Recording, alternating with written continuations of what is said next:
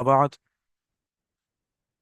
رب اشرح لي صدري ويسر لي أمري واحلل عقدة من لساني يفقهوا قولي واجعل لي وزيرا من أهلي. اللهم ربنا ألهمنا رشدنا وأعذنا من شرور أنفسنا.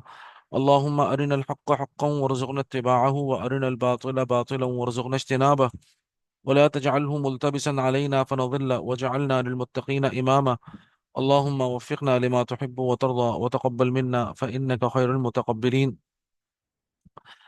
اللهم صل على محمد وعلى آل محمد وبارك وسلم. اللهم صل على سيدنا محمد وعلى آل سيدنا محمد وبارك وسلم. درود شریف پڑھ لیجئے. اللهم صل على محمد وعلى آل محمد كما صليت على إبراهيم وعلى آل إبراهيم إنك حميد مجيد. اللهم بارك على محمد وعلى آل محمد كما باركت على إبراهيم وعلى آل إبراهيم إنك حميد مجيد. اللهم آمين يا رب العالمين.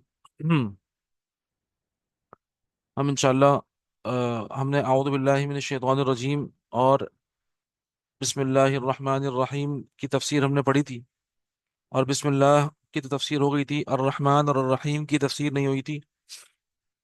تو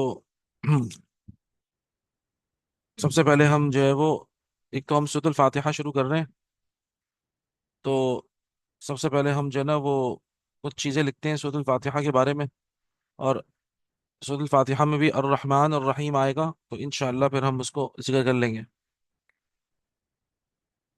تو سب سے پہلے سورۃ الفاتحہ کی کچھ آپ کو پتہ ہے کہ بڑی اہم صورت ہے، اس کے کچھ فضائل ہیں اور بے تحاشا فضائل ہیں اس کے. ٹھیک ہے نا. تو اوپننگ سورہ آف دا قرآن ہے. ٹھیک ہے نا، فاتحہ ٹو اوپن، کھولنے والی. تو نمبر ایک بات یہ ہوئی تھی، قرآن مجید کی ابتدا ہے سورۃ الفاتحہ. قرآن مجید کی ابتدا ہے. ٹھیک ہے. اور نماز کی بھی ابتدا ہے.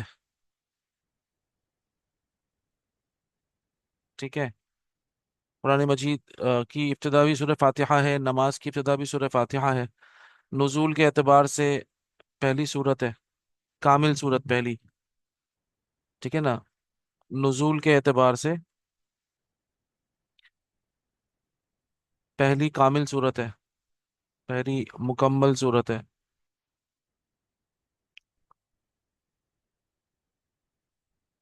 اس کے علاوہ قرآن مجید کا متن ہے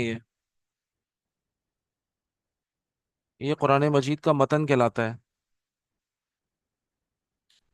اور باقی سارا قرآن اس کی شرح ہے. متن ہے اور باقی سارا قرآن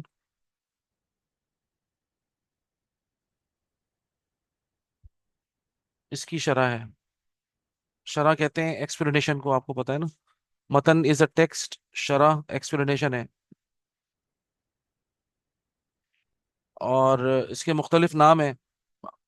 اللہ کے رسول صلی اللہ علیہ وسلم فرماتے ہیں کہ نہ تورات میں، نہ زبور میں، نہ انجیل میں، نہ خود قرآن میں کوئی ایسی صورت ہے. تو سب سے اہم بات یہی ہے، دیکھیں آپ خود پورے قرآن میں بھی ایسی صورت نہیں ہے. اور شاہکار ہے، سبحان اللہ و بحمدہ سبحان اللہ العظیم. واقعتاً معجزہ ہے اللہ تعالیٰ کی طرف سے. اور کوئی معجزہ نہ ہو تو سورۃ الفاتحہ ایک معجزہ ہے.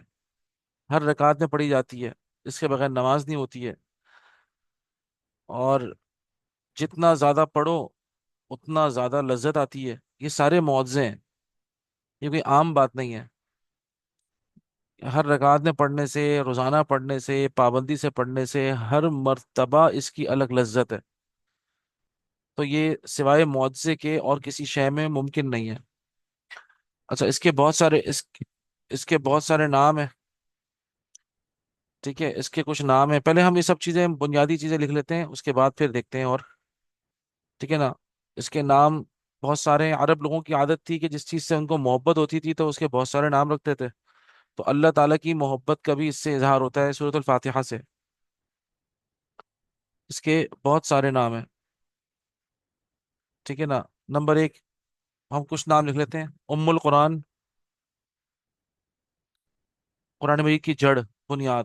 کہتے ہیں نا عربی میں جڑ کو، بنیاد کو. ہم جو کہتے ہیں نا ہمارے اردو میں بھی امی، والدہ کو امی کہتے ہیں نا. اصل میں وہ امی، اور عربی زبان میں بھی والدہ کو بولتے ہیں، جس کا مطلب ہوتا ہے بنیاد اور جڑ. امی یا امی کا مطلب ہوتا ہے میری بنیاد، میری جڑ. ٹھیک ہے نا. اساس القرآن، قرآن مجید کی بنیاد، وہی القرآن، اساس القرآن. الکتاب، کتابوں کی جتنی بھی کتابیں ہیں ان سب کی بنیاد اور جڑ یہی ہے. قرآن العظیم، قرآن عظیم بھی کہلاتی ہے سورہ فاتحہ کو. الشافیہ، الباقیہ، الکافیہ. الباقیہ، الکافیہ، مطلب شفا دینے والی، باقی رہنے والی. کافیہ، الوافیہ بھی نام ہے اس کا، وفا کرنے والی. سبع مثانی، یہاں لکھتا ہوں سبع مثانی.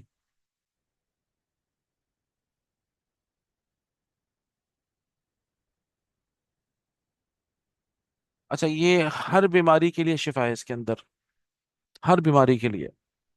اور اس میں مختلف صورتیں ہیں کہ 3 مرتبہ پڑھنا، اس کو 7 مرتبہ پڑھنا. اور جب بھی کوئی پڑھے اس کو تو اس کے سارے معنوں کا لحاظ رکھے. ٹھیک ہے نا. تو امام ابن قیم رحمۃ اللہ علیہ فرماتے ہیں، امام ابن قیم بہت زبردست، آپ سمجھیں. آپ امام ابن قیم رحمہ اللہ اصل میں روحانی ڈاکٹر تھے. تو کچھ تو جسمانی ڈاکٹر ہوتے ہیں، کچھ روحانی ڈاکٹر ہوتے ہیں. تو روحانی ڈاکٹرز کو ہم اللہ والے کہتے ہیں. وہ اللہ تعالیٰ کو پہچاننے والے ہوتے ہیں، اللہ کی نشانیوں کو پہچاننے والے.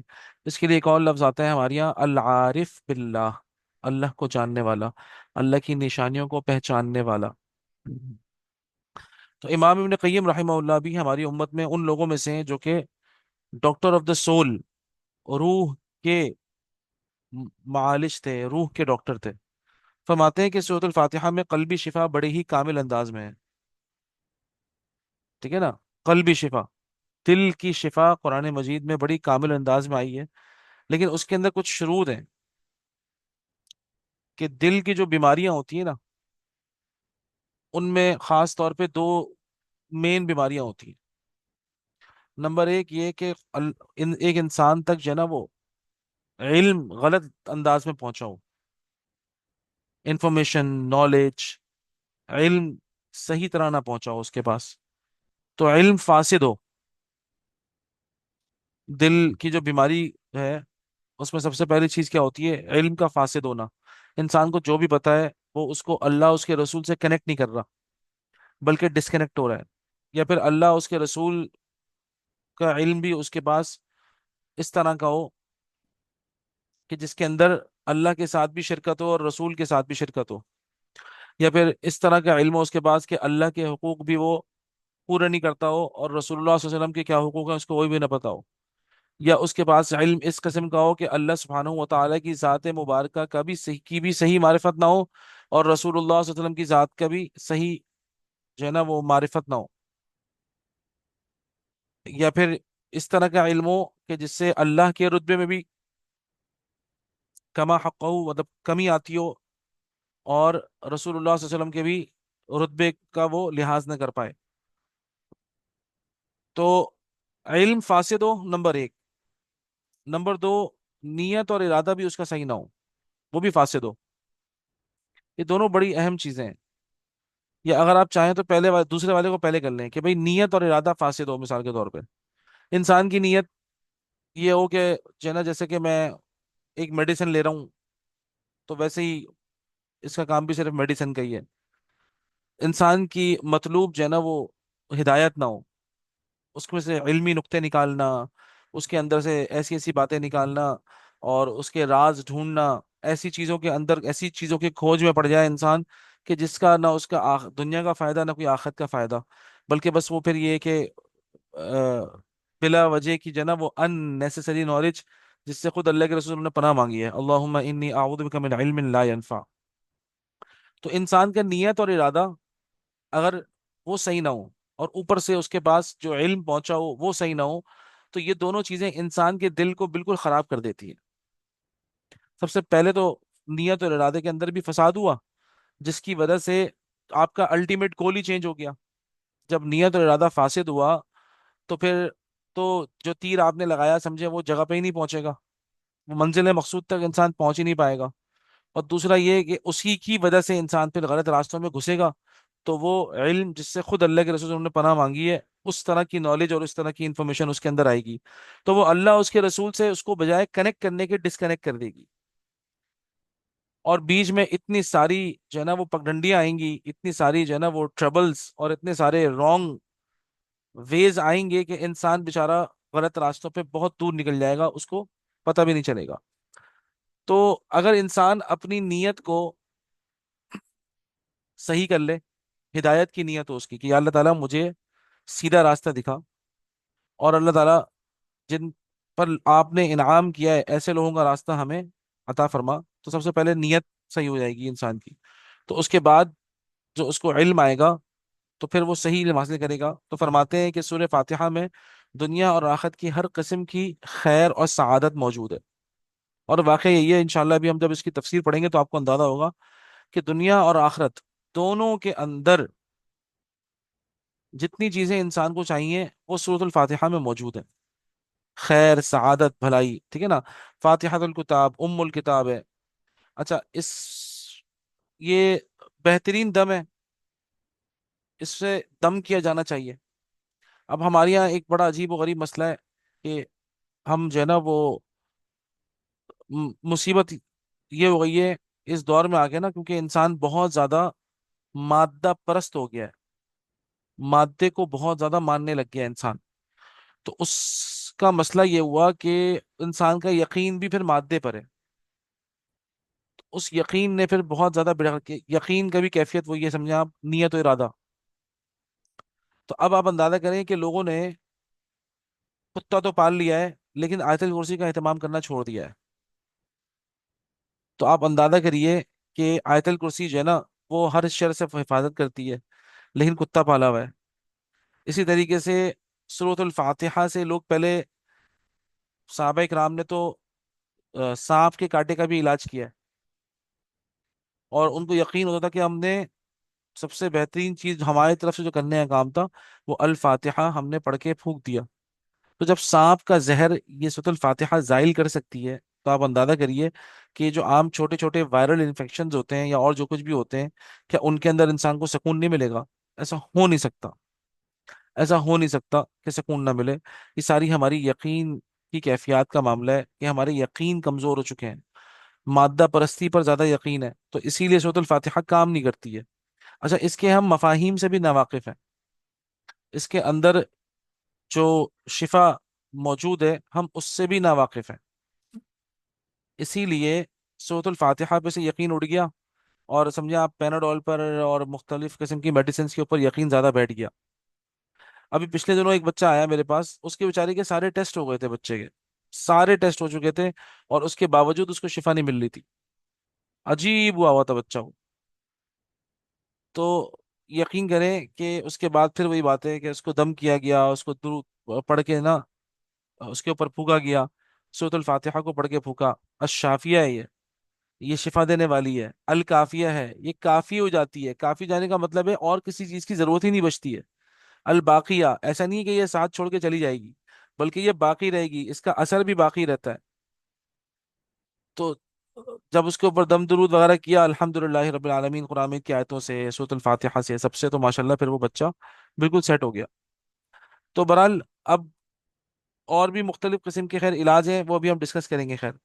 تو یہ ذہن میں رکھیں کہ سورۃ الفاتحہ کے اندر قلبی شفا تو خاص طور پہ بہت زیادہ موجود ہے، اگر دل انسان کا صحیح ہو۔ اگر انسان کا دل ٹیڑھا ہو چکا ہے تو پہلے اس ٹیڑھے دل کو سیدھا کریں گے، اور اس ٹیڑھے دل کو سیدھا کرنے کے لیے پھر علماء نے مختلف قسم کے اذکار بتائے کہ بھئی یہ پڑھ لو، چلو چلو اور کچھ نہیں پڑھو، سورۃ الفاتحہ پہ لانے کے لیے، اس کے لانے سے پہلے پہلے۔ اب آپ اندازہ کریں نا کہ کون اس کو بیٹھ کے اس کے پورے پورے جو ہے نا وہ معنی اور مطالب نکالے گا، جبکہ وہ تو دین کی طرف ہی نہیں آ رہا بندہ۔ تو اسی لیے پہلے ہلکے پھلکے علماء ذکر دیتے ہیں کہ بھائی چلو تم ایک کام کرو، تم پورا دن اللہ اللہ کرتے کیا کرو، اللہ اللہ اللہ کو یاد کر، پیارے اللہ بولتے رہا کرو۔ تو اس سے کیا ہے کہ थोड़ी सी तौफीक बढ़ेगी, दिल नरम होगा इंशाल्लाह। चलो फिर ला इलाहा इल्लल्लाह पढ़ लिया करो, दुरूद शरीफ पढ़ लिया करो। ये इसलिए बताई जाती हैं चीजें ताकि इंसान का दिल सूरतुल फातिहा की तरफ माइल हो, और फिर उसको सूरतुल फातिहा प्रॉपर पढ़ाई जाए। ठीक है ना। तो ये सारे नाम हमें पता होने चाहिए कि ये कुरान अजीम है, मुकम्मल कुरान है ये। और हम देखेंगे भी इंशाल्लाह कि वाकईतन कुरान मजीद पूरा इसके अंदर मौजूद है। ठीक है ना। अच्छा, उसके अलावा चंद बातें आपको बताऊं। ये जिस्मानी ताकत का भी जरिया है। अब मिसाल के तौर पे आपको पता है ना, जिस्मानी ताकत के लिए तो सप्लीमेंट्स हैं हमारे पास।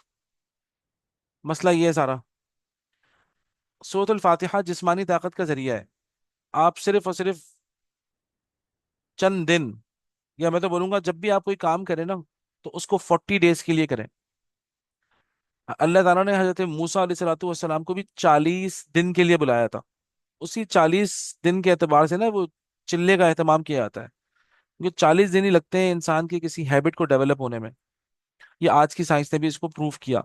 तो आप अंदाजा करें, अल्लाह सुब्हानहू व तआला ने हजरत मूसा अलैहिस्सलाम को भी 40 रातों का जिक्र है उसमें, कि 40 रातें हजरत मूसा अलैहिस्सलाम ने जो है ना अपने आप को, समझे आप, इबादत में लगाया। तो अल्लाह सुब्हानहू व तआला ने फिर उनको नबूवत अता फरमाई। और वो पहले से ही नबी थे बहरहाल, लेकिन वो जो एक ऑफिशियली अनाउंसमेंट होती है, समझ लें जिम्मेदारी दी जानी होती है, उसके लिए अल्लाह पाक ने उनको बुलाया था। तो वो भी पीरियड ऑफ 40 डेज था। इसीलिए देखें, हमारे तबलीगी साथियों ने, तबलीगी भाइयों ने 40 दिन का रखा है चिल्ला। और बहुत सारी जगहों पर जहाँ पे उलमा तरबियत कर रहे होते हैं, खास तौर पे ये जो तरबियत करने वाले उलमा हैं, जिनको हम आप कह लें कि रूहानी उलमा कहते हैं, ये लोग भी अपने जितने भी इनके पास लोग आते हैं उनसे बोलते हैं, देखिए भाई आप 40 डेज हमारे पास गुजारें, ताकि आपके जो पुराने बुरे आमाल हैं उनसे भी आपको कराहियत आए, और जो नए अच्छे आमाल हम आपसे करवाएंगे उनके अंदर मजबूती आ जाएगी। तो इसीलिए आप भी ये काम करिएगा, पीरियड ऑफ 40 डेज सूरत फातिहा का पानी पिलाएं। बहुत ही अच्छे तरीके से, अच्छी आवाज से कोशिश करें, सही तजवीद के साथ सूरत फातिहा को पढ़ें। 1 मरतबा पढ़ें, 3 मरतबा पढ़ें, 5 मरतबा पढ़ें, 7 मरतबा पढ़ें। इसमें 7 आयतें हैं तो 7 मरतबा पढ़ें, अच्छा है। ठीक है ना। और उसके बाद उसको पानी के ऊपर फूंक दें। कूलर के अंदर आपने 1 मरतबा फूंक दिया ताकि पूरा घर वही पानी पिए। आप देखिएगा किस तरीके से आहिस्ता आहिस्ता शिफा मिलना शुरू होगी। कोशिश ये करिएगा कि फिर वो पानी जो है ना, उसका रास्ता नाली की तरफ ना हो। कभी कभार बच्चे गिरा देते हैं, उसकी बेहुरमती से बचे इंसान, जितनी उसकी इंसान की ताकत है। और फिर अल्लाह ताला से माफी मांगे, कोई पानी अगर जाया हो जाए तो उस पानी को जाया मत होने दें, या बोतल में बना दें और वही उसी से पानी पिए। तो जिस्मानी सेहत और रूहानी सेहत दोनों इसके अंदर मौजूद है। मतलब आप अंदाजा करें, ये जो अल काफिया का लफ्ज है ना, इसका मतलब क्या होता है, जैसी इंसान की नीयत होगी सूरत अल फातिहा वैसी बन जाएगी। सुभान अल्लाह। यानी कि अगर आपने बुखार की नियत, मतलब कोई भी चीज है जिस जो आपको खत्म करनी है या जिससे आपको शिफा चाहिए ना, आप वो नियत कर लें, बस ये अल काफिया है, ये काफी हो जाएगी।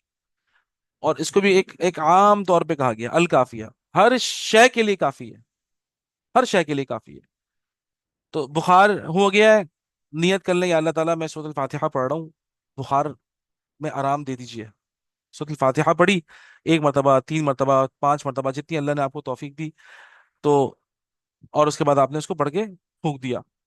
इसी तरीके से खुदा न खास्ता किसी को कमजोरी है, जिस्म में कमजोरी हो रही है, या अल्लाह ताला मैं जिस्म की ताकत के लिए पढ़ रहा हूँ, पढ़ा मैंने, पानी के ऊपर फूका, वो पानी पिए। या अल्लाह मेरा गला खराब हो गया है, गले खराब की नीयत की और ये पढ़ ली।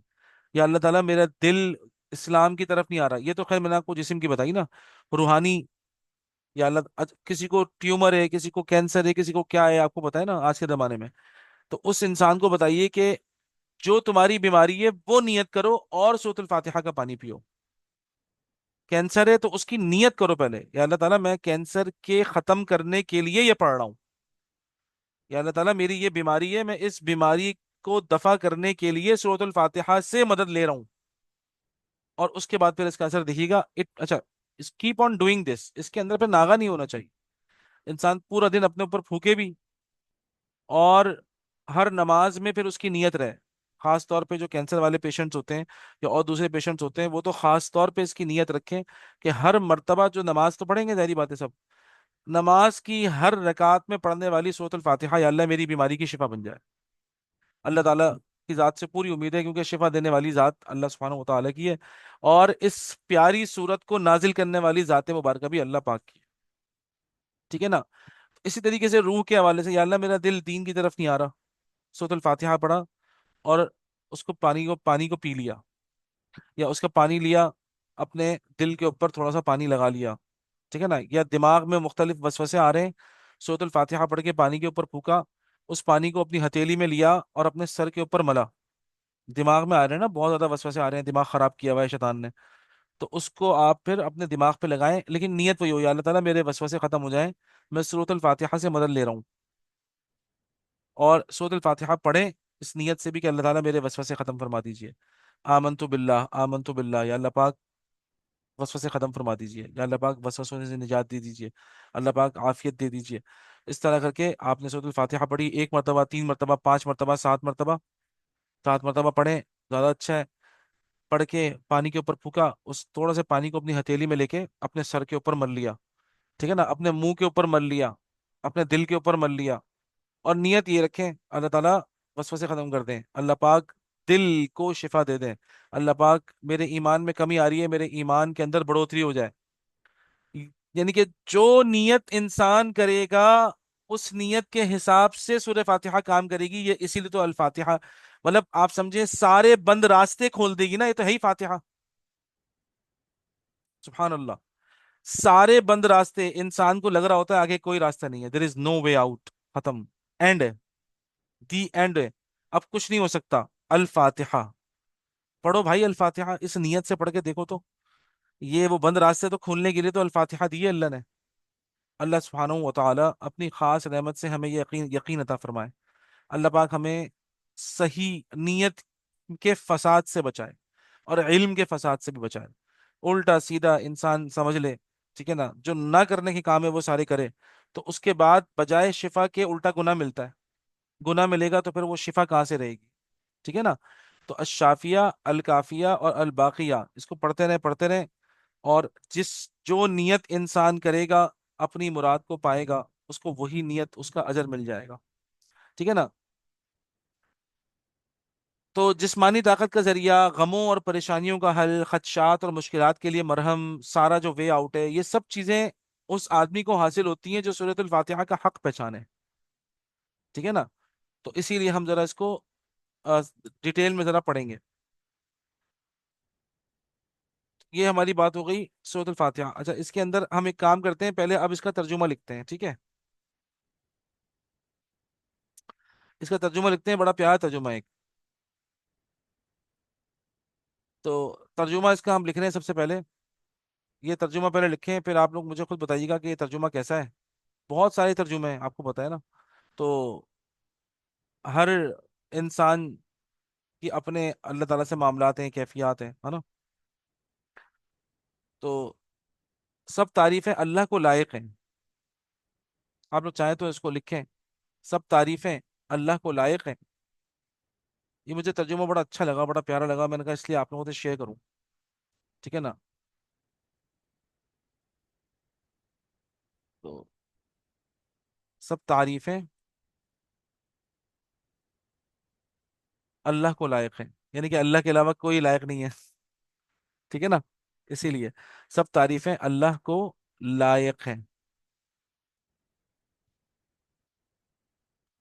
جو مربی ہیں ہر ہر عالم کے، جو مربی ہیں، جو مربی ہیں ہر ہر عالم کے، پتہ نہیں کتنے عالم ہیں، ٹھیک ہے نا؟ عالم الجن، عالم الانس، عالم الملائکہ، عالم الحیوانات، عالم الحشرات، عالم النباتات، درختوں درختوں کی ایک دنیا ہے، کیڑوں کی ایک دنیا ہے، سمندر کی ایک دنیا ہے، جنات کی ایک دنیا ہے، انسانوں کی ایک دنیا ہے، اس پوری کائنات، اس میں تمام مخلوقات کی ہر ہر وہ جتنی مخلوقات ہیں، ان کا ایک ایک عالم ہے، ان کی پوری پوری ایک کیمسٹری ہے۔ آپ سوچیں جو ہمارے درمیان جو لوگ رہتے ہیں، ہر ہر قوم کی اپنی الگ کیمسٹری ہے، ہر ہر قوم کی اپنی باتیں ہیں، ہر ہر قوم کے اپنے رسم و رواج ہیں، ہر ہر قوم کے اپنے ایک طور طریقے ہیں، رہن سہن کے طریقے ہیں. تو جب یہ قوموں کے اندر کے معاملات ہیں تو آپ اندازہ کریں جب ہم پوری کائنات پہ جائیں گے تو پتہ نہیں کتنی مخلوقات ہیں اللہ کی. اللہ ہی جانتے ہیں بہتر. اور ان سب کا رہن سہن، ان سب کی ضروریات اور ان سب کے سارے معاملات، وہ سب کے سب الگ الگ عالم کے لاتے ہیں پورے. تو ساری تعریفیں اللہ ہی کو لائق ہیں، جو پال رہے ہیں، مربی ہیں، پالنے والے ہیں ہر عالم کے. ٹھیک ہے نا؟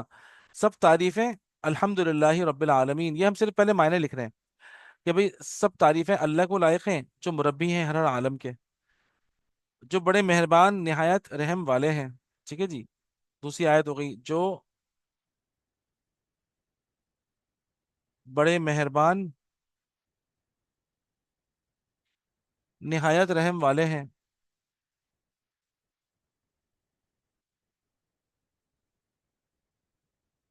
ٹھیک ہے. نمبر تین ہے جو مالک ہیں روز جزا کے. ٹھیک ہے، جو مالک ہیں روز جزا کے.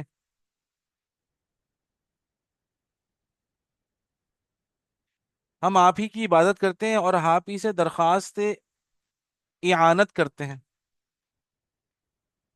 ہم آپ ہی کی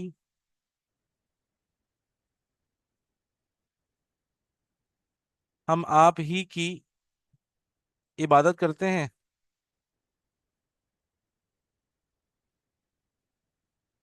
اور آپ ہی سے درخواست اعانت کرتے ہیں.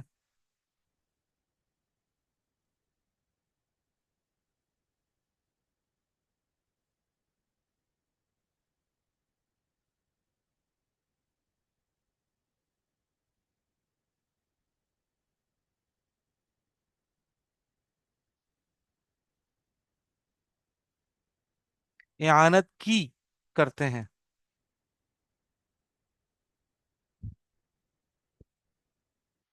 ہم آپ ہی کی عبادت کرتے ہیں اور آپ ہی سے درخواست اعانت یعنی کہ مدد کی کرتے ہیں.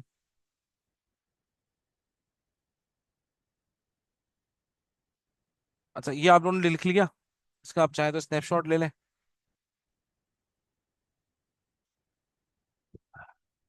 اس کو مٹا دوں؟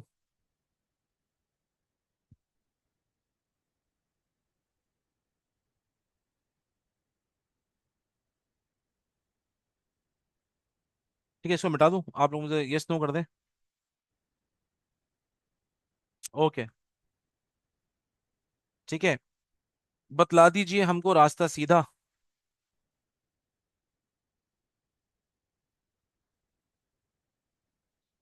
بتلا دیجئے ہم کو راستہ سیدھا. راستہ ان لوگوں کا جن پر آپ نے ان لوگوں کا جن پر آپ نے انعام فرمایا ہے. راستہ ان لوگوں کا جن پر آپ نے انعام فرمایا ہے.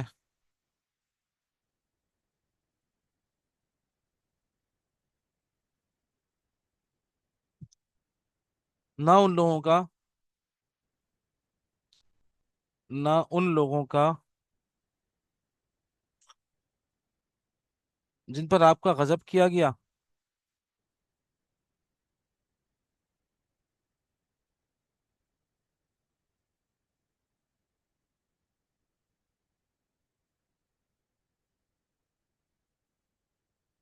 اور نہ ان لوگوں کا جو راستے سے گم ہو گئے.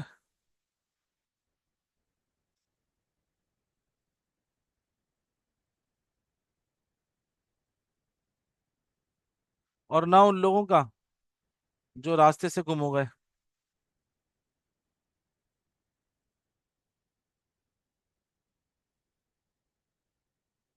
آمین. مجھے بڑا پیارا ترجمہ لگتا ہے یہ. بڑا سمپل ہے. سب تعریفیں اللہ کو لائق ہیں جو مربی ہیں ہر عالم کے، بڑے مہربان نہایت رحم والے ہیں، جو مالک ہیں روز جزا کے. ہم آپ ہی کی بات کرتے ہیں اور آپ ہی سے درخواست اعانت کی کرتے ہیں. بتلا دیجئے ہم کو راستہ سیدھا. راستہ ان لوگوں کا جن پر آپ نے انعام فرمایا ہے، نہ ان لوگوں کا راستہ جن پر آپ کا غضب کیا گیا، اور نہ ان لوگوں کا راستہ جو راستے سے ہی گم ہو گئے. نہ ان لوگوں کا جو راستے سے گم ہو گئے. आमीन।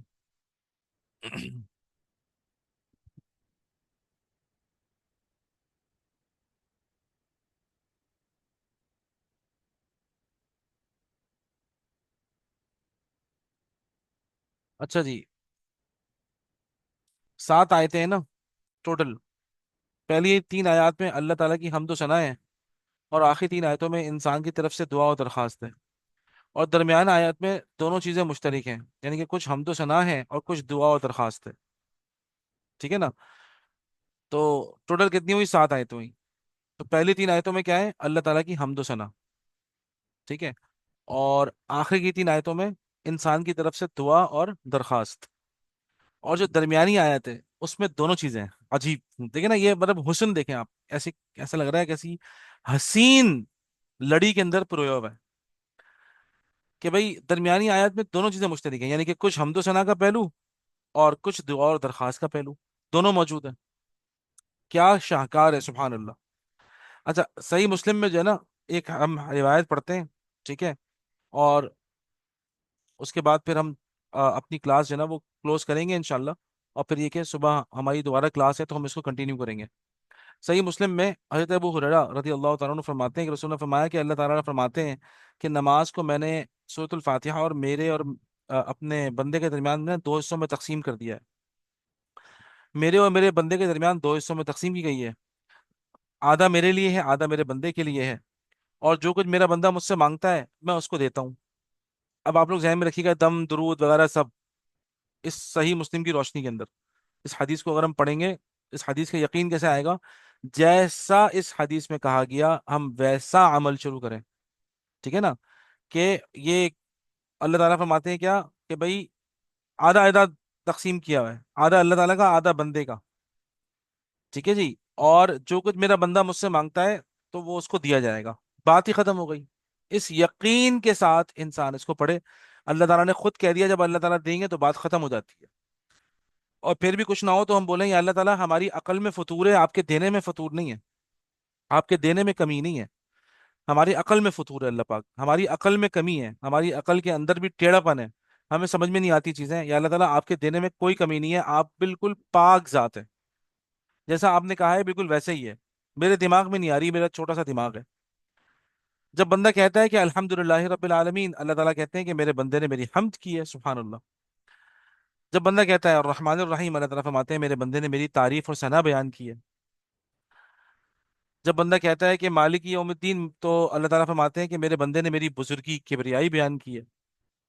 जब बंदा कहता है इय्याका नअबुदु व इय्याका नस्तईन, अल्लाह ताला फरमाते हैं कि ये आयत मेरे और मेरे बंदे के दरमियान कॉमन है, मुश्तरक है, और मेरे बंदे को वो चीज मिलेगी जो उसने मांगी है। फिर जब बंदा कहता है इहदिनस सिरातल मुस्तकीम से लेकर गैरिल मगदूबि अलैहिम वलद्दालिन तक, तो अल्लाह ताला फरमाते हैं ये सब मेरे बंदे के लिए है, और उसको वो चीज मिलेगी जो उसने मांगी है। सुभान अल्लाह। तो सबसे पहली चीज जो है ना, हम सूरतुल फातिहा पर ईमान लाएं, इसकी बातों पर यकीन करें। ये दम भी है, ये शिफा भी है।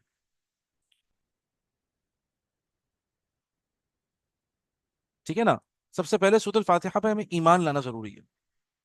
दम है, शिफा है, अल्लाह और बंदे के दरमियान आधी आधी तकसीम हुई भी है, आधा अल्लाह का आधा हमारा। अल्लाह ताला कह रहे हैं कि मेरे बंदे ने जो कहा है उसको वो दिया जाएगा उसको, तो बात खत्म हो जाती है। यानी कि इसके अंदर जितनी चीजें अभी हम पढ़ने जा रहे हैं, और हम अल्लाह ताला से इसमें जो जो मांगेंगे वो सब चीजें हमें मिलेंगी इंशाअल्लाह। उसके अंदर कोई दो राय नहीं होनी चाहिए, दो जहन नहीं होने चाहिए। ठीक है ना? तो हमने जो है ना क्या बात की कि टोटल 7 आयतें। पहली 3 आयतों में हमद सना, और आखिर की 3 आयतों में दुआ और दरखास्त। और दरमियानी आयत में हमद सना, दुआ और दरखास्त दोनों शामिल। सुभान अल्लाह, ये इसका हसीन इम्तिजाज है। और हजरत अबू हुरैरा की हमें ये रिवायत याद होनी चाहिए पक्की, कि हर हर आयत के बाद अल्लाह ताला की तरफ से जवाब मिल रहा है। हर हर आयत पे अल्लाह जवाब दे रहे हैं। तो हम जब पढ़ें इस सूरत अल फातिहा को, भले दम के लिए पढ़ें, इलाज के लिए पढ़ें। आप सोचिए, जब हम दम और दुरूद के लिए या इलाज के लिए पढ़ रहे हैं, एक तो तरीका होगा, ये होगा कि हमने सबने आंखें बंद कर लिया, औज़ु बिल्लाहि मिनश शैतानिर रजीम, अल्हम्दुलिल्लाहि रब्बिल आलमीन अर्रहमानिर रहीम मालिकि यौमिद्दीन। नहीं, ऐसा नहीं है। अल्हम्दुलिल्लाहि रब्बिल आलमीन, इसके मायने सोचें। الرحمن الرحیم. اللہ کا جواب بھی سوچیں اور اس کے معنی بھی سوچیں. مالک یوم الدین، اللہ کا کیا جواب ہے اور اس کے معنی کیا ہیں، دونوں سوچیں. اس کی معنوں، اس کی ڈائمنشنز تو ہم پڑھیں گے ابھی، کہ ان کے معنوں کی ڈائیورسٹی کیا ہے وہ تو ہم انشاءاللہ پڑھیں گے. تو اللہ کی ذات سے امید ہے کہ جب آپ سورۃ الفاتحہ پڑھیں گے پوری، تو ان معنوں کو سوچتے ہوئے پڑھیے گا، آپ کو مزہ آ جائے گا انشاءاللہ انشاءاللہ. صحیح ہے. تو یہاں تک رکھیں فی الحال، اور پھر باقی ہم کل صبح پڑھتے ہیں اللہ کے حکم سے. اور کوئی سوال ہو آپ لوگ کر سکتے ہیں انشاءاللہ، ورنہ یہ کہ پھر ہم دعا پڑھ لیتے ہیں.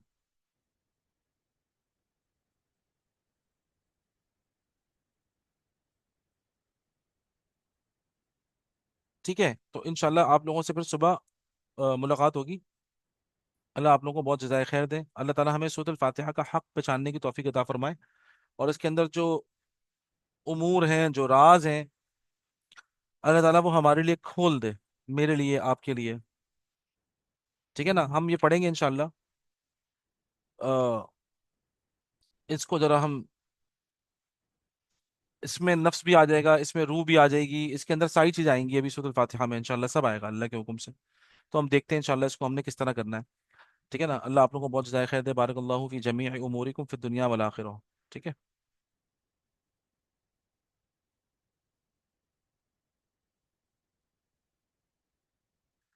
بغیر ترجمے جانے، یہ بات ذہن میں رکھیں کہ بہرحال اس کے دیکھیں برکات تو آئیں گی، لیکن وہ جو اصل مطلوب ہمیں چاہیے، اس کے لیے تھوڑے سے ایفرٹ کرنے پڑیں گے نا.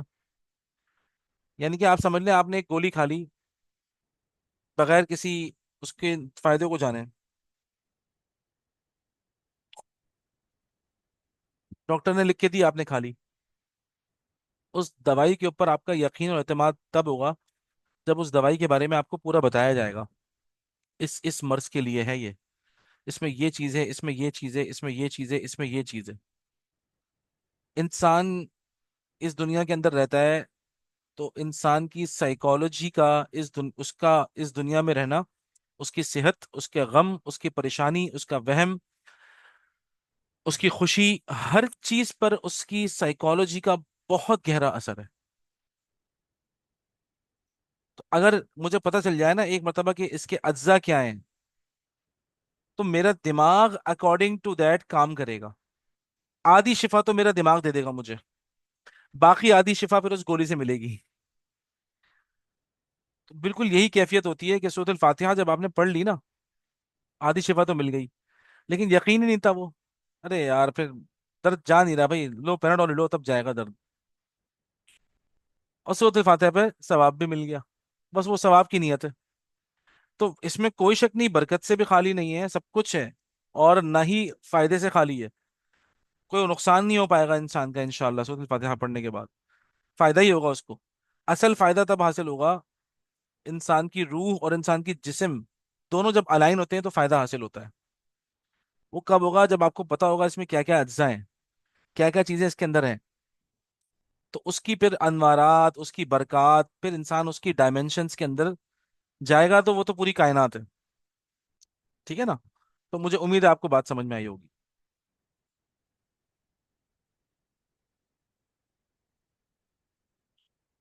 ٹھیک ہے. جزاکم اللہ احسن الجزاء فی الدنیا والآخرہ. انشاءاللہ پھر آپ لوگوں سے صبح ملاقات ہوگی. ٹھیک ہے. السلام علیکم ورحمۃ اللہ وبرکاتہ.